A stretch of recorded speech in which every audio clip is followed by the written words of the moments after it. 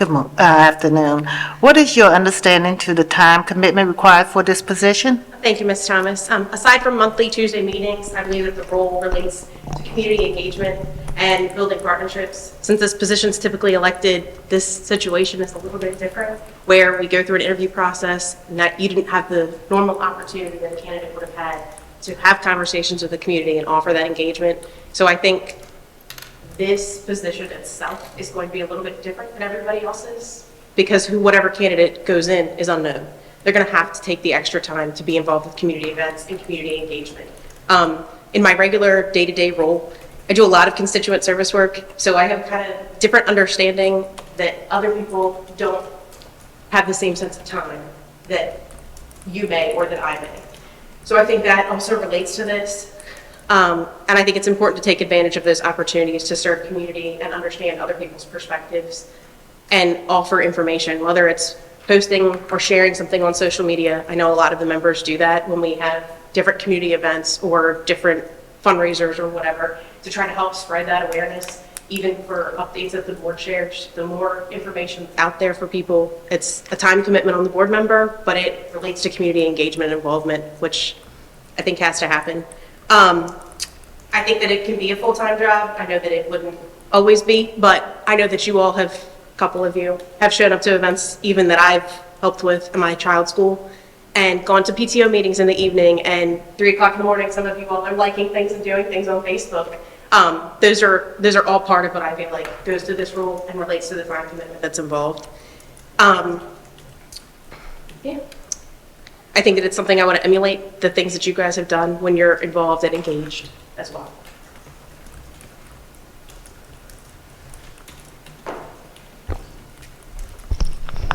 Good afternoon. Why are you running for a seat on the Charles County Board of Education? Is there a particular issue or issues that has motivated you to serve in this capacity? Thank you for the question, Ms. Smith. When the vacancy was announced, I was actually sitting at work and my husband sent it to me, and I responded back and I said, is this a sign that I should have done this? Is that what you're trying to tell me? During the election cycle, he and I had many conversations about, should this be something we explore? Was the time right to try to do it? When you're already involved with something, you try to figure out where to go next, how to become more involved. If you're passionate about something and you want to be involved, where do you go? And this seemed like a good path, but I wasn't sure if the timing was totally right. And when the vacancy appeared, my perspective on that changed a little bit, that maybe it was. I have 2 students that are in our school system. One's in elementary, one's in middle school. I applied for them, for their friends, for their teachers, for their administrators. My children have had very different experiences in the same school system. Some things have been absolutely wonderful, and I couldn't have asked for better things. Other experiences have not gone quite as well. And I think the board members that are here have shown their interest, they've shown their involvement, and the more you know about things, whether they're going well or not going well, the more opportunity you have to change them or to work on them, or at least to bring awareness and understanding to them. And I think that's something unique that I would like to bring. Being part of the solutions is pretty much relating to that. I know we have some gaps with accountability and equity, and everybody's perspective and everybody's viewpoint on that is going to be different from their experience. But the more voices in the room and the more minds, the better off we can be to find solutions. I know that all of you are committed to listening and improving, and I share that work ethic and mentality. And I hope to be a positive addition to the team and together work on solutions that offer the best education possible for our students, for our staff, and create a more friendly and equitable work environment for our teachers and staff. There are quite a few creative solutions that I've thought of relating to hiring teachers, offering more detailed continuing education and resources to staff that I think would benefit staff, future staff, and even help hopefully with teacher retention. There are at least different ideas that hopefully could be beneficial in learning.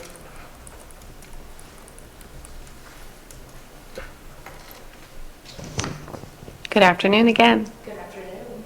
What are your top 3 priorities for the school system, and how do you plan to advocate for those priorities if selected? So Ms. Kramer, you asked the loaded question, so you have the longest notes, so I apologize if I get a little lengthy with this answer or keep referring to this. My top priorities are definitely accountability and transparency and ensuring the mental health needs of everyone in our school system are attended to and cared for correctly. I know we all have the best of intentions. Some things, again, work perfectly. Other things we've seen could use a little bit of improvement. We've experienced that in my own household. And I never realized how much of an impact certain things had until it became a personal thing. And if it's something my kid's dealing with, it may be something that other students are. Or when we have teachers that are friends and they're going through situations relating to the school system, hearing their voices and hearing the things that they're saying and relaying it back to say, where can we go from here, is kind of my perspective of why I think it's important to advocate for those issues. When we know better, we do better. And I believe that positive experiences are important and negative experience should be handled transparently with the understanding that there could always be room to grow. I hope to bring awareness to that. To name a few things, something that I had experienced earlier in the calendar year, we had reached out to try to invite board members to a meeting that was held at our school. There was a policy that was referred to that we couldn't find anywhere relating to the amount of time needed to extend an invitation to the board. Those general public policies, when you're dealing with people that want to be involved and that want to be engaged and that want to include you, have that open door kind of communication, which I'm grateful that we've established now, but those policies are not posted anywhere on the board's website. They're not in board docs, they're not anywhere. So those kind of little things that when you see it, I think everybody has the same kind of goal. They want to be as engaged as possible and be part of their community. And if you can't obtain the information to be able to do that, it's a barrier that shouldn't exist that we could help with. We also experienced something interesting where we filled out paperwork for consideration for the board. We addressed it to one person. The letter comes back signed by another person and has a contact phone number that when you call, you get a different person who says, oh, reapply, we can reconsider, appeal the decision. Oh, can we talk to either? No, you can't talk to them. I feel if the board had some of those experiences, those wouldn't be acceptable to you if you were dealing with your children or your family or your, relative of any kind, or even a friend that was in the school system. So I think bringing light to some of those things would be helpful to move forward and ensure that everybody has equitable access to the resources that the board has to offer.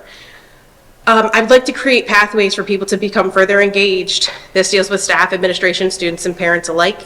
Advocating for this, I think, is actually something that's fairly simple. I deal with it often in my professional career. You have to have discussions with people. You have to compromise.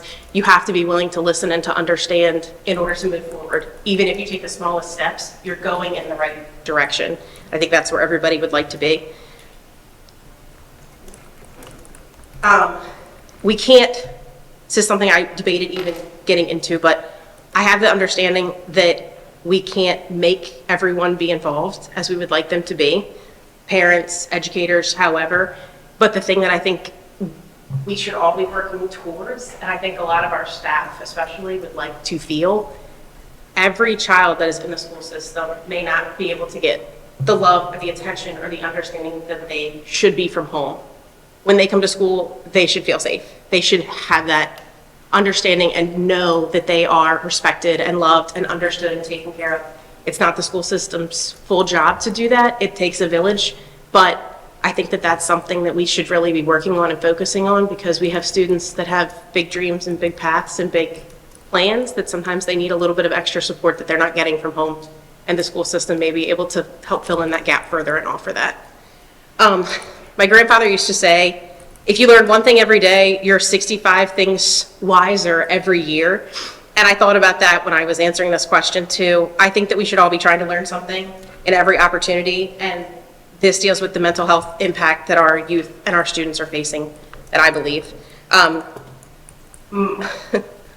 Our support has to be different and has to be individualized for each student. If a student goes to their counselor and says, I'm struggling, I need help, I don't know what I need, but I'm here and I'm asking, the response needs to be handled, and it needs to be taken to the parents, and we need to get people involved. If a child gets to the point where they're in a position to ask for help, they need it. We have to take advantage of those opportunities. I think that our students, families, and staff are still facing leftover impacts from a COVID-related era that none of us have ever experienced before or could be prepared for. Students are dealing with mental anguish from common personal situations that they face in school, like bullying, and in a different way a different kind of peer pressure that's fueled by social media. New and frustrating academic challenges exist sometimes from virtual learning environments, and not adequate supports being offered or available when they do need help and reach out. Many of our teachers and staff appear to be burnout or overwhelmed, and as a system, we are nothing without them being the backbone and offering that kind of support. I know it's something the board is actively working on, but would love to advance or even champion those kind of efforts with you in helping to create opportunities that may not exist, or working to alleviate some of the stressors that make these situations more challenging for students and staff alike.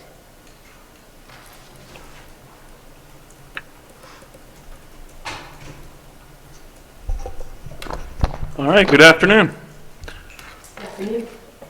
How do you feel your views on public education align with members of District 1? I would certainly hope that my views align. I've resided in the same area of Charles County for the majority of my life. We lived in Waldorf for a little while, and then ended up moving just down the street from where I grew up.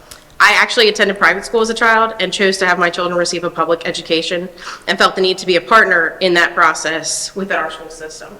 District 1 is unique geographically, but from my experience, it's filled with a lot of hardworking, driven parents and guardians who show up for their schools and students, or would like to encourage others to do the same or become involved.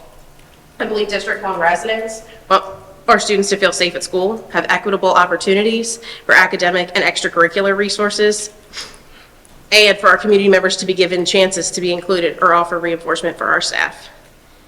We're spread out a bit farther than the other districts, so the sense of community can kind of be a little bit different for some people. If you live in Hughesville or if you live in Welcome, you're still in the same district. And part of those systems, and to make them successful, is having partners.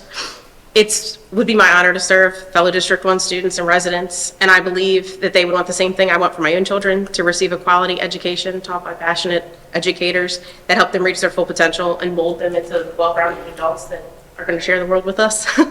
I had done a little research last night and was planning to say something in answer to this question of, like, it takes a village to raise a child. I Googled it, to be honest, and did a little research before I did that. So I found a very interesting thing that I wanted to share with you guys. I actually learned that it's strongly believed to be originated from an African proverb. One of the definitions that resonated with me, I wanted to share with you guys today. This conveys the message that it takes many people to provide a safe, healthy environment where children are given the security they need to develop and flourish, and to be able to realize their own hopes and dreams. This requires an environment where children's voices are taken seriously, and where multiple people, including parents, siblings, extended family, neighbors, teachers, professionals, community members, and policymakers all care for a child.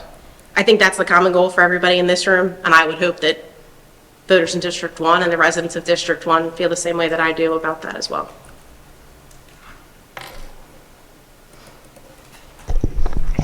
Good afternoon. What is your understanding of the Blueprint for Maryland? Do you support its implementation? Which pillar do you believe is the most important, and why? In short, the Blueprint for Maryland's Future is legislation that was crafted based off the findings and recommendations of Brent Kerwin's commission.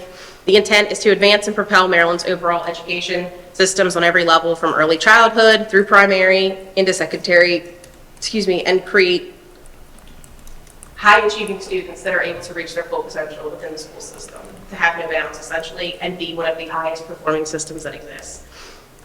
This also should establish attainable and supported career ladders for our educators and staff within the school system. I absolutely support the Blueprint's concept and its goal to consistently prepare students and staff for success. However, I do believe that there are missing pieces relating to the funding aspects that are related to this plan. It's expensive to do good work, and we don't have a money tree to be able to always do those things. So I think creative solutions to be able to come up with some of those things are also incredibly important, and for that plan to be fully implemented as it should be, and probably will be sooner versus later. But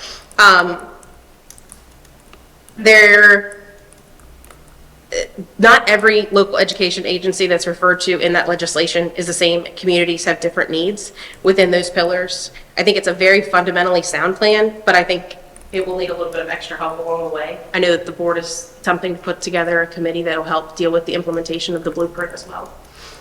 There's actually two pillars I think are the most important to focus on, and that's kind of because they go together, but that's the present need, in my opinion, for the school system. One being pillar number 4, resources to ensure all students are successful.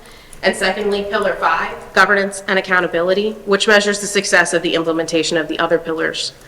The policies of a school system ensure that students are successful no matter their zip code, which is incredibly important in Charles County, especially with some rural areas, which are a good portion of District 1. Equitable opportunities should be offered at each school across the county, and while it appears that it is the case on the outside, each school comes with its own challenges for staffing, for resources, and I believe that further involvement, communication, and advocacy can address those issues as the school system works to meet the requirements associated with the implementation of the blueprint. I'm confident from the work of our board that our county is already well underway and well positioned in working towards those other pillars with the Early Childhood Education Center that opened this fall, the report on diverse hiring advancements from the last board meeting, and the partnerships that are already established through the growing CTE programs and the partnerships that we have with the College of Southern Maryland.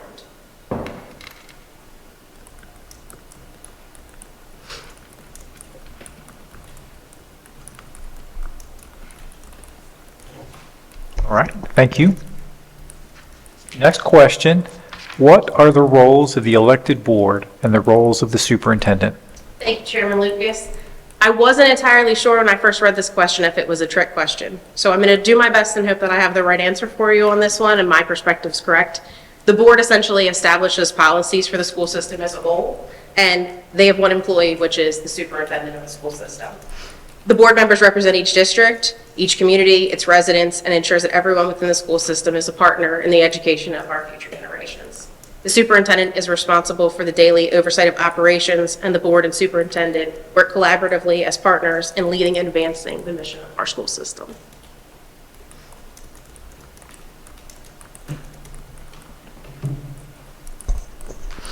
Hello. How have your unique strength, professional and volunteer experience prepare you to serve on the CCPS board? Thank you for the question. I have a bunch of handwritten notes that I kept adding things to after, so I apologize if I have to stop a few times as I get through this one. On a personal and community and volunteer level, it's been my pleasure to serve on the PTO board in various capacities at Mount Hope Vanderpoint Elementary School, and I'm confident that my experience and involvement would benefit our school system. Just this past summer, I was a finalist for the Be the Difference Volunteer Award that the county had put together because of that role and some of the things that I've helped work on. Many of you attended the Hometown Heroes and Touch a Truck event that we held at the school. We had a lot of very special surprises at that event for those kiddos. And I was very fortunate to be part of that event's planning and work with our advisory council, some fabulous parents that also were involved in community members to make that as successful as it was. But I feel like when you do really good work, people show up and they want to be involved. They want to see what's going on and be part of it.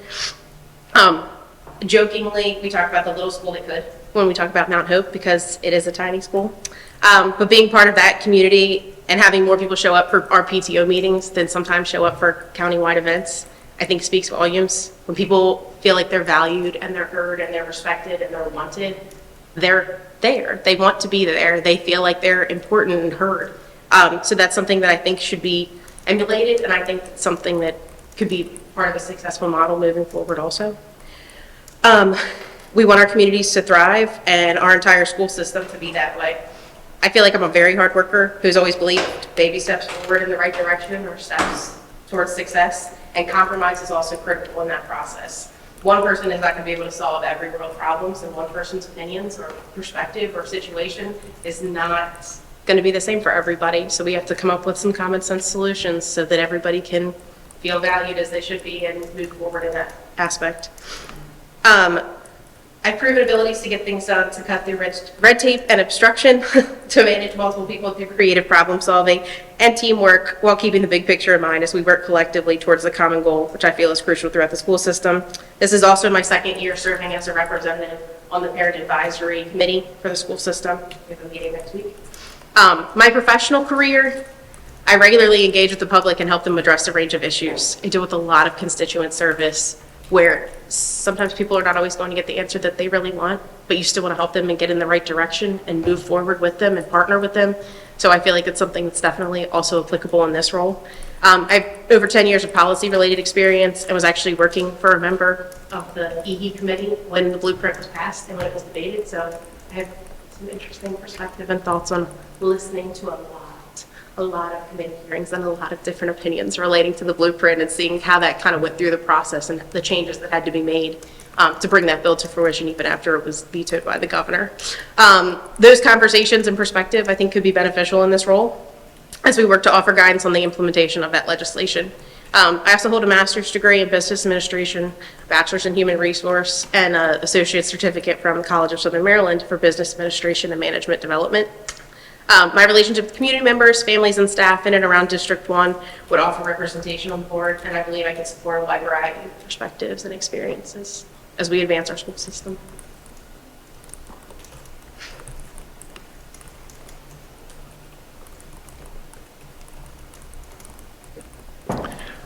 All right, thank you very much. That concludes the questions, but you have some time left, so if there's anything else you'd like to say, now's the time to do that. I did prepare a closing statement, so thank you for that opportunity.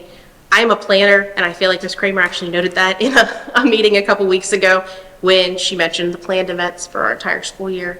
So having less than 24 hours to kind of really divulge into this, I wish I could offer you more information and more insight and more views on my opinions of things, but hopefully I have the opportunity to do that with you all later. First and foremost, I want to thank you for the opportunity to interview and have this conversation with you. I know oftentimes public service, especially in a capacity like this, can sometimes feel a little bit thankless, but you are valued and appreciated because without you, we wouldn't be able to have conversations with people or move our school system forward. And I'm grateful for that. The changes that have happened so far or that are in progress through the ideas of members of this board are incredibly admirable. And I would like to think and hope that everyone has used their time and talents in this position to do the greatest work they can for the future of our county. Being selected for this role would offer me an opportunity to build on those efforts and elevate the common ground for our school system. The involved parents' perspective is incredibly important. We are the runway for our students when they leave in the morning, and we are the landing zone when they come home. Whatever has happened during the day tends to be dumped on us when they walk in the door. You know, a lot of us have experienced that before. I'm capable of listening, learning, addressing, and advocating for concerns or items of importance to District 1 families, and I feel like I could offer them additional representation they deserve. It's my firm belief that what our school system would benefit from is exactly that: involvement and continuation of excellent work, growth, the awareness that we can always be improving, and that the work here is actually never done. Our county needs to focus on having additional involvement, engagement, collaboration between parents, teachers, administrators, and students to encourage positive motion for our entire school system and our communities. If selected, I feel like I bring creative solutions and encourage that across our school system, and I'm optimistic that I may have those opportunities to engage with you further, more in depth, and have those productive conversations with you all in the future. And I appreciate the opportunity to have this conversation with you all today, so thank you again. All right, thank you for your time. Enjoy the rest of the afternoon. Thank you, you do the same.